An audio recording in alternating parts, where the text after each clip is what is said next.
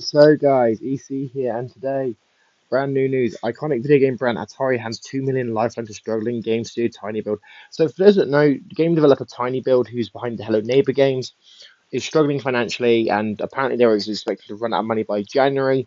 And it looks like Atari's now made an investment to obviously help keep them afloat. So let's read this. So Atari will take 2 million worth of shares in CEO Alex. I'm not going to try and pronounce that. 10 million in a deal that should keep the studio afloat. Okay, let's have a look. So, a current game console brand Atari is set to take a 2 million stake in struggling video game developer TinyBuild as part of a 14 million funding deal that should keep the studio afloat. Funding is much needed after TinyBuild revealed a combination of court settlements, and poor sales from a business it had acquired meant that it could run out of cash by the end of January. So it was said French firm Atari SA, because for those who don't know, Atari is actually a French company. Will take a stake in the business in the 5p per share offer.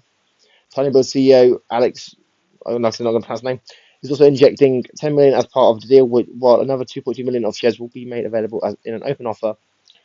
Depending on the result of the opening offer, the deal could give whatever his name Alex more than 50% of TinyBuild shares and voting rights. Given the increase in his voting rights, the deal must be approved by shareholder vote.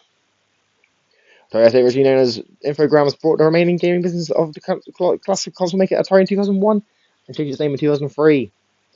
TinyBuild says around 3.5 million of the funding raised will be used to pay its legal settlements with the founders of Versus Evil, a business developer acquired in 2021. At least 5 million will be used to invest in software development, and at least 3 million will go towards working capital. So, obviously, if there's no investing in software, obviously, I assume that's obviously engines, and I assume the working capital or software or development could also be games, and then the working capital, I assume that's just in case they need it.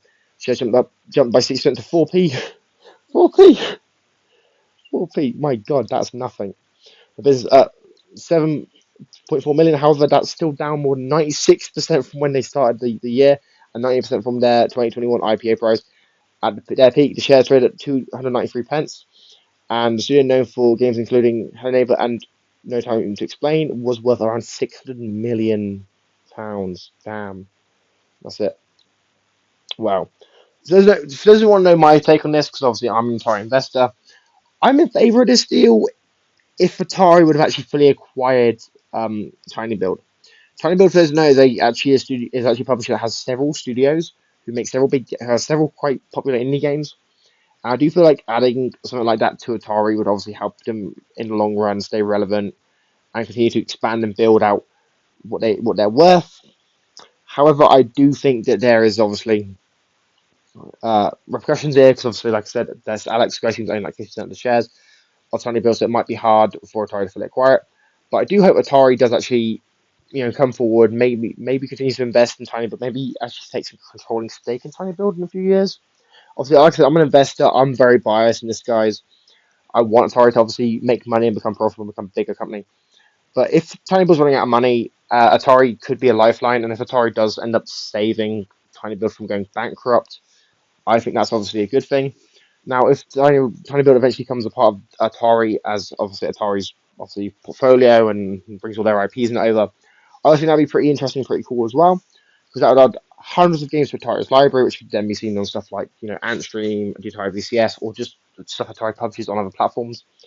I think this is a good deal, and I do hope Atari does continue to invest in TinyBuild, builds up a bigger catalog in TinyBuild, well, not catalog, but a bigger stake in TinyBuild, and I hope to see Atari obviously maybe someday fully acquire TinyBuild. Obviously, you're gonna have to get the CEO Alex to obviously agree to sell, and obviously I do hope Atari sees blood in the water and actually does end up buying out um, this company from the founder or from the CEO. I do think TinyBuild would be a great fit for Atari if they can obviously get a hold of it. Plus, it adds more variety to the Atari brand. So there is that. Now, look, guys, let me know what you think about this in the comments down below. Do you agree? Do you disagree? Let me know your thoughts in the comments down below. If you need to make sure to subscribe, like, share, comment, turn notifications. Link below is my podcast. I've got an Atari podcast on Spotify if you want to check that out. Obviously, I'm going to go more in depth about why I like this deal and why I think it's good. Let me know your thoughts about this in the comments down below. I've been EC and I'm signing out. Peace.